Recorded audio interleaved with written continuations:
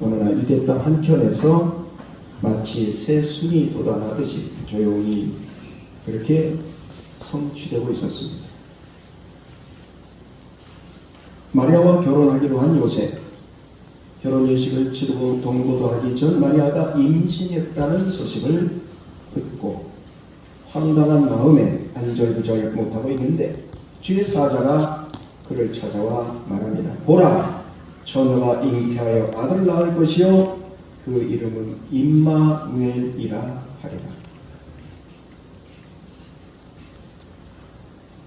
하나님께서 요셉에게 일러주신 그의 아들임에 동시에 하나님의 아들이 될 자의 이름은 바로 임마누엘이었습니다.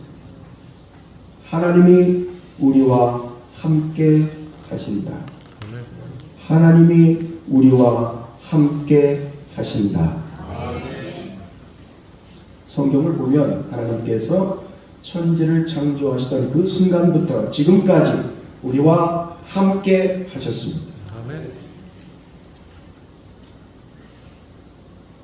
창세기에서 예수님은 아브라함이 이삭을 바칠 때 그 곁에 있던 어린 양으로 나타나셨고, 출애굽기에서는 이스라엘 백성들을 애굽에서 보내내기 위해 피 흘려 죽었던 유월절 어린 양으로 나타나셨습니다. 레위기에서는 하나님과 인간을 중보하는 대제사장의 모습으로, 민수기에서는 이스라엘 백성들을 광야에서 밤낮 없이 인도하던 구름기둥과 불기둥으로 나타나셨습니다. 신명기에서 우리 주님은 부지중 죄를 짓고 사람을 죽인 자가 자신을 죽이려 달려드는 자를 피해서 숨을 수 있는 도피성으로 우리 곁에 오셨고, 여호수아에서는 라합이 여리고성에 점령당하는 순간 이스라엘 정탐꾼들이 미리 일러준 대로 창문 아래 늘어뜨렸던 붉은 줄, 그 구원의 줄로 자신을 드러내십니다. 사사기에서는 백성들이 억울하고 눈물나는 사연을 듣고 그들을 공정하게 판결해서 그 땅에 공의를 세웠던 사사들의 모습으로 그곳에 계셨으며, 룻기에서는 모든 것이 다 실패로 돌아가 이제 마지막 고향에 돌아와 이삭을 주며 바닥 생활을 하던 부여인 나오미와 룻에게 안식처를 제공했던 베들레헴의 유지 보아스의 모습으로 나타나십니다. 사무엘 상하에서는 주님은 말씀의 예언자로 이스라엘 백성들 곁에 계셨으며, 역대기와 열왕기에서는 이스라엘 백성들을 다스리는 왕으로 그들과 함께 하셨습니다. 에스라에서는 하나님의 말씀을 연구하고 백성들에게 전해주는 율법학자로, 니에미아에서는 무너진 성벽, 그래서 백성들을 보호할 어떤 부실도 하지 못하는 그 성벽을 재건함으로써 백성들이 성 안에서 안심하고 살 수 있도록 해주었던 총독 느헤미야의 모습으로 그들 가운데 계셨습니다. 에스에서는 말씀의 사람 모르드게의 모습으로 이스라엘 백성 가운데 거하며 죽음을 무릅쓰고 백성들을 위해 헌신하셨습니다. 욥기에서는 살아계신 구원자로, 시편에서는 우리의 목자 되셔서 우리의 갈 길을 친히 인도해 주셨고, 잠언과 전도서에서 우리 주님 지혜가 되셔서 우리의 삶 가운데 진리의 빛을 비춰 주셨습니다. 아가서에서는 눈부시게 아름다운 신부로 우리 곁에 찾아오셨고, 이사야서에서는 고통당하는 하나님의 종으로 우리를 위해 대신 상하시고 찢기시고 온갖 고난을 당하셨습니다. 예레미야와 예레미야 애가에서 주님은 당신의 백성들이 포로가 되어 이웃나라에 끌려가야 할 때에 그를 위해 눈물로 회개를 촉구하던 눈물의 선지자로 그들과 함께 하셨습니다. 에스겔에서 주님은 아름다운 네 가지 형상을 한 사람으로 나타나십니다. 다니엘에서는 다니엘의 세 친구가 신앙을 지키다가 불목불에 던져졌을 때 그 타는 불 가운데 서 있던 네 번째 사람으로 그들과 함께 하셨고, 호세아서에서는 집 나간 아내를 찾아 장비 생활을 하고 있는 그녀를 몸값을 지불하고 다시 찾아오는 어진 남편으로 그 땅 가운데 계셨습니다. 요한에서는 모든 민족을 심판하시는 심판의 주인으로, 아모스에서는 우리의 무거운 짐을 진 자로, 오바댜에서 주님은 우리의 구세주요 왕국의 수유자로 함께 하셨습니다. 요나서에서 주님은 온 세상에 하나님의 말씀을 전파하는 복음의 전파자, 미가서에서는 정의로운 통치자로, 나홈에서 주님은 죄악 가운데 살면서 끝까지 회개하지 않고 돌이키지 않는 자들에게 복수하는 자로 그들 앞에 서 계십니다. 하박국에서 주님은 역사의 주인으로, 스바냐에서는 자기 백성을 모으시고 통치하시는 자로 그들과 함께 하셨고, 학개에서는 우리의 잃어버린 유업을 되찾아주시는 분, 스가랴에서 주님 우리를 정결케 하는 셈으로, 말라기에서 주님은 언약의 사자로 함께 하셨습니다.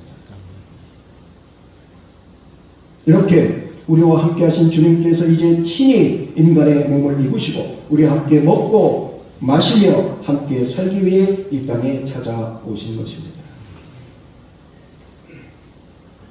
우리 가운데 찾아오신 구원자 예수, 임마누엘 되신 그분은 나사렛 천대받는 사람들이 사는 동네에 당신의 자리를 마련하십니다.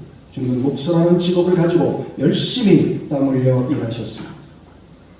주님은 여러 사람들처럼 부모님을 공경하며 받들어 섬겼습니다. 공생애를 시작하시면서 그분은 사람들이 적적하게 꺼리는 나병 환자들을 찾아가서 만나주시고 그들의 손을 잡아주셨습니다.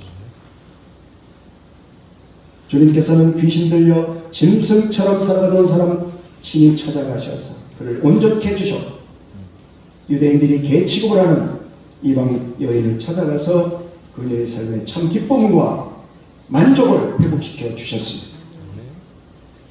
사도 요한은 이러한 주님을 보면서 이렇게 고백하고 있습니다. 말씀이 육신이 되어 우리 가운데 거하심에 우리가 그 영광을 보니 아버지의 독생자의 영광이요 은혜와 진리가 충만하더라. 그렇다면 우리 곁에 찾아오신 주님은 어떻게 우리와 함께 하셨는가?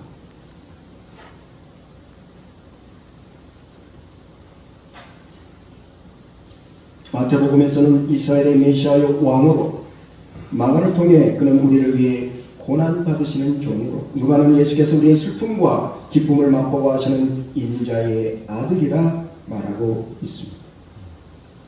요한복음에서는 그를 생명의 떡이요 선한 목자로 그리고 있고, 사도행전에서는 밤의 세계의 사울에게 나타난 하나님의 빛으로, 로마서에서는 둘째 아담이며 하나님의 의로 그분을 그리고 있고, 고린도 전서에서 주님 우리 지혜와 의로움과 거룩함과 구속함이 되어 주셨습니다.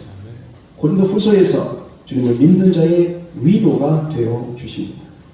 갈라디아서에서 율법의 굴레에서 우리를 자유케 해주신 분으로, 에베소서를 통해 주님은 당신의 백성으로 하여금 하늘 유업을 누리게 하시는 분으로, 빌립보서에서는 주님은 우리의 힘의 원천이 되어 주십니다.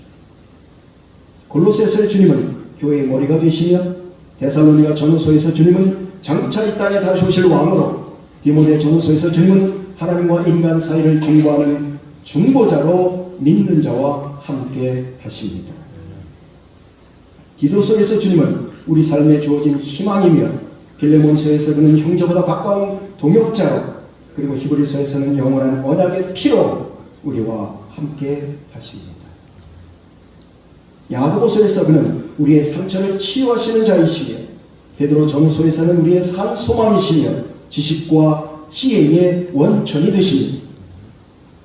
요한 1, 2, 3서에서 주님은 우리의 대언자요 화목 제물이 되어주시고, 유다서에서는 수많은 성도와 함께 다시 오실 분으로 우리에게 말씀하고 있습니다. 그리고 마지막으로 계시록에서 우리 주님 광명한 새벽별, 세상을 심판하실 왕으로 우리 곁에 함께 하십니다. 이처럼 우리와 함께 하신 주님께서 말씀하십니다. 보라, 내가 진실로 속히 오리라. 내가 진실로 속히 오리라.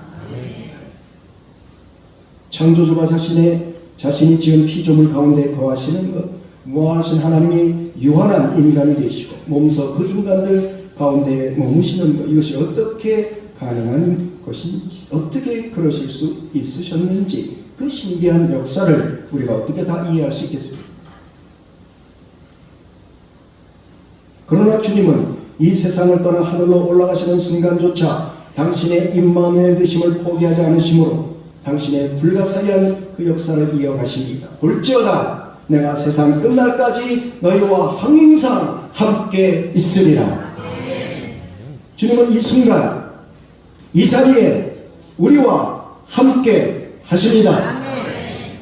예수께서는 우리가 지치고 힘들어하는 순간 조용히 우리 곁에 머무십니다. 우리가 불확실한 미래를 두고 불안한 눈으로 바라보고 있을 때에 우리가 앞으로 나갈 수 있도록 진리의 빛을 비추어 주십니다. 우리가 실패하고 낙담하는 순간 우리 곁에서 함께 아파하십니다. 우리가 질병으로 누워있을 때도 주님은 사랑의 눈으로 우리를 바라보고 계십니다. 그리고 우리에게 새 힘을 불어넣어 주십니다. 독일의 아우슈비츠 수용소는 수많은 유대인들이 학살당했던 곳입니다. 가보신 분은 아시겠지만 지금도 방문하면 이상하게 한기가 느껴집니다. 살벌하죠.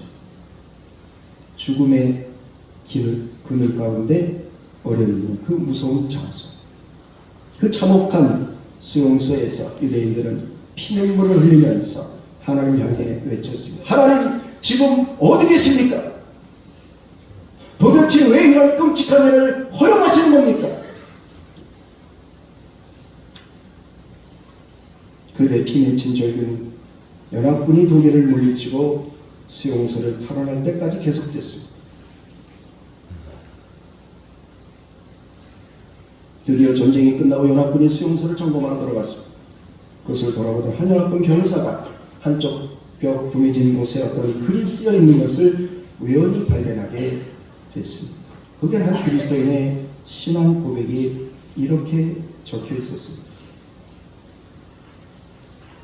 그 크신 하나님의 사랑 말로 다 형용 못하네.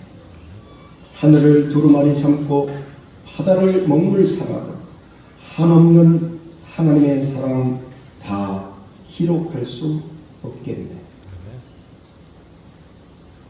그 지옥 같은 수용소에서 죽음만을 기다리고 있던 한 유대인, 그가 하나님의 사랑을 찬양하고 있다니,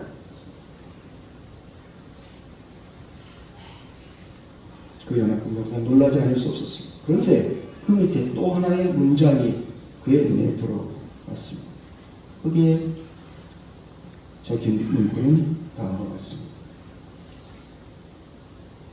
하나님은 여기에 계십니다.